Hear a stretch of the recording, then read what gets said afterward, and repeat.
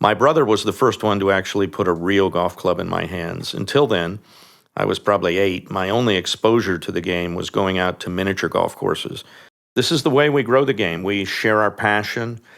In the end, it's golfers who bring new players into golf. It's golfers who get them hooked. I think the game is truly one of a kind when it comes to getting people interested and intrigued in playing golf.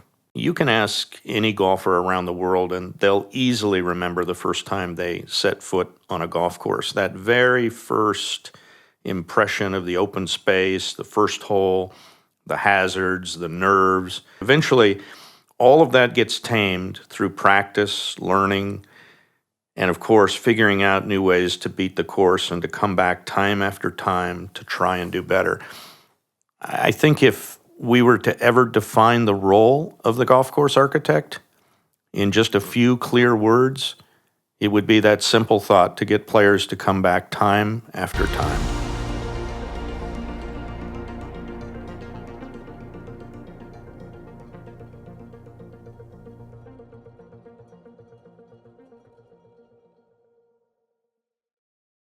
I began drawing golf holes, and that eventually led to drawing plans for make-believe courses.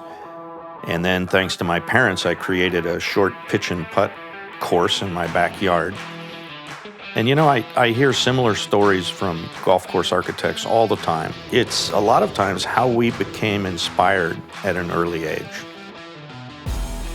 My parents encouraged my interest in golf, which was fortunate because neither one was exposed to the game. My mother was an educator with a PhD.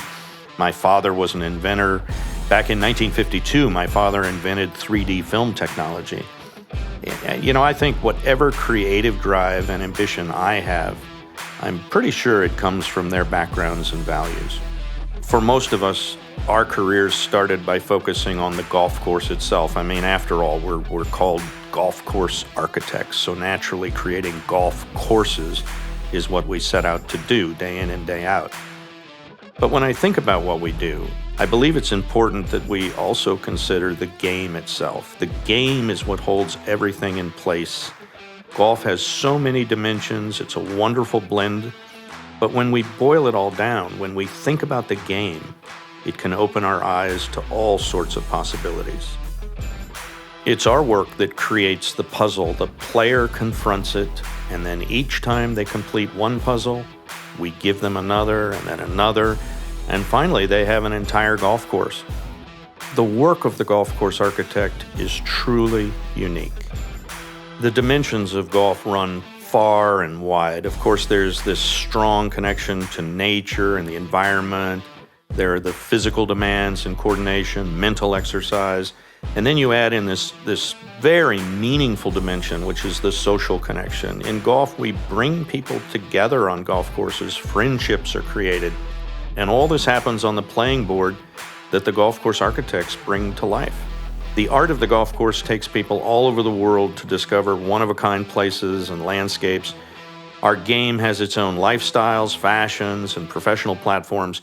I think as golf course architects, we need to keep in mind that we share the game with an entire economy of people: manufacturers, retailers, maintenance, construction, the superintendents, professionals, operators.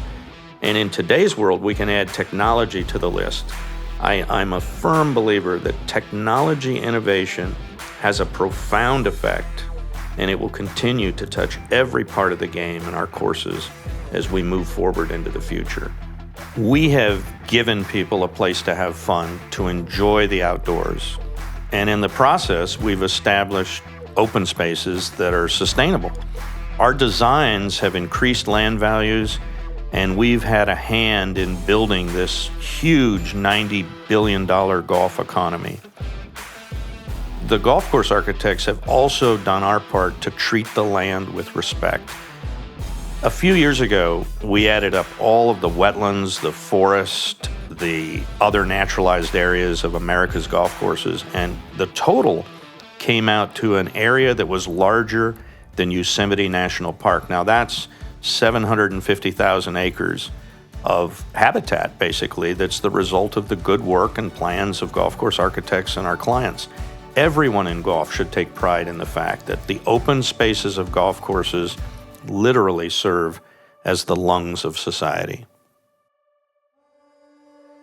My first awareness of ASGCA came about when I wrote off to the Society for Information. I think I was 12 years old. This very nice letter came back, and included with it was a membership application and a map of where all the ASGCA members across the US, Canada, and Mexico were located. Now, one of these members happened to be right in my same zip code. That was Arthur Jack Snyder.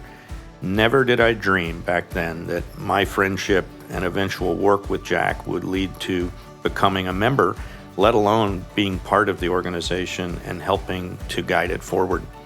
I consider it an honor to be a part of ASGCA. My mentor, Jack Snyder, came from a superintendent background, including time at Oakmont, where he was head groundskeeper.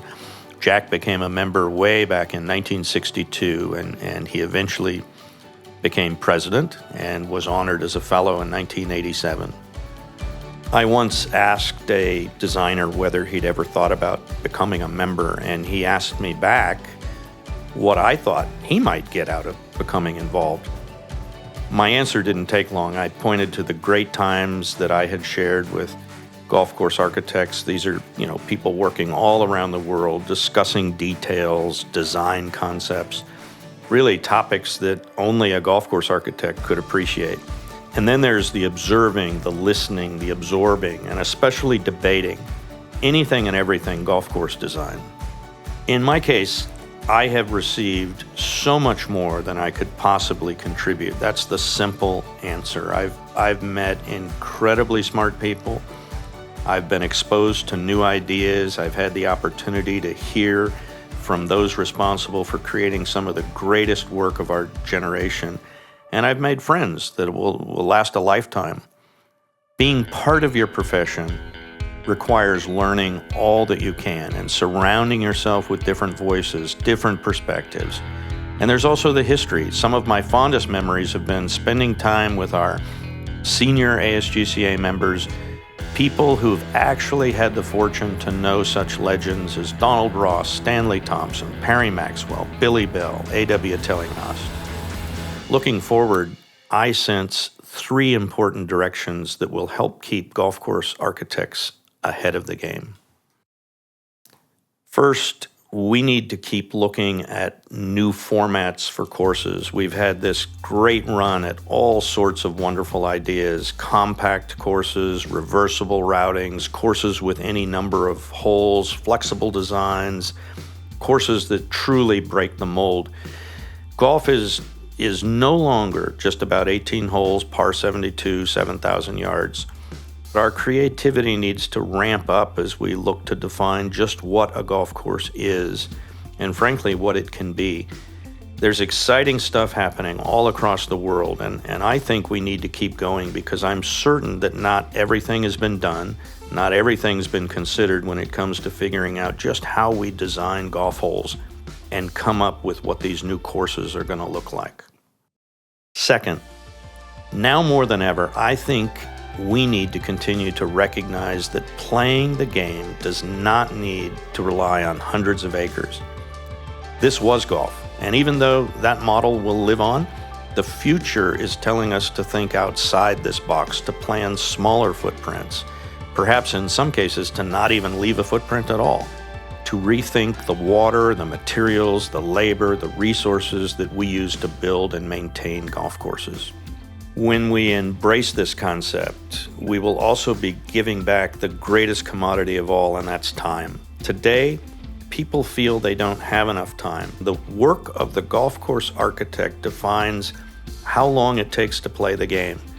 So it becomes our responsibility then to tackle this part of golf. We need more flexible courses, courses that can be played in different ways with fewer or shorter holes.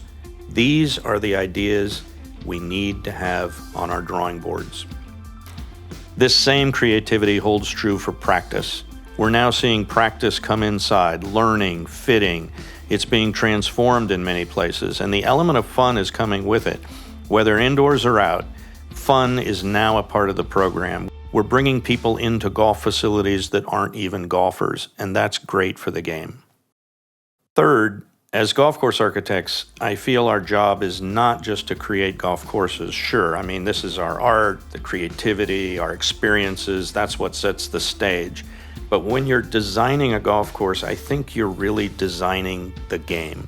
There may be no better group than the world's few hundred golf course architects to dig deep into the game itself. We're the part of golf that has the creative DNA to design and invent. It's time to harness that creativity to think of new ways we can play and enjoy the game, to dream up what's next. We need to remember that the game of 400 years ago was nothing at all like it is today. In some instances, there weren't even any holes in the ground. I mean, there were posts or other kinds of targets. The word golf course meant nothing at all until the game had been played for several hundred years. Players long, long ago decided where to aim next on the spur of the moment and without any formula at all in terms of yardage. There was no par.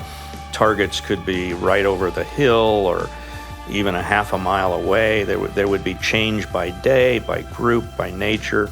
Does golf only happen when we have clubs and balls? Should courses only be made up of what we have come to label as golf holes? And are those golf holes restricted to the typical series of tees, fairways, and greens? Have we devised all the hazards to put before a golfer? We have become so accustomed to standards, norms, policies, and rules that our golf courses have unfortunately taken on some of these very same characteristics. Let's start asking whether there are new ways to play the game, and not just ways, but the wheres, the whens, and the whos. Who are we getting out to play the game? The game has a place both indoors and out, maybe in the summer, in the dead of winter, on turf, or maybe something we haven't thought of yet. The game itself is where I think we can make a difference, and creativity is where we will help mold the game to fit an entirely new generation that's yet to come to golf. Golf courses of the future should be different, and they will be different. We have the opportunity to make sure that that difference is more fun, more enjoyable, more diverse, and more inviting. There's no doubt at all that we will continue to draw from the greatest examples of the past. But just as the game has changed up till now, I know it's going to change moving forward. My message gets back to this passion for bringing new people in to enjoy the game of golf on whatever playing board it is we come up with. As golf course architects, there may not be a greater or more important challenge. Being even more creative is something we should all be willing and ready to answer.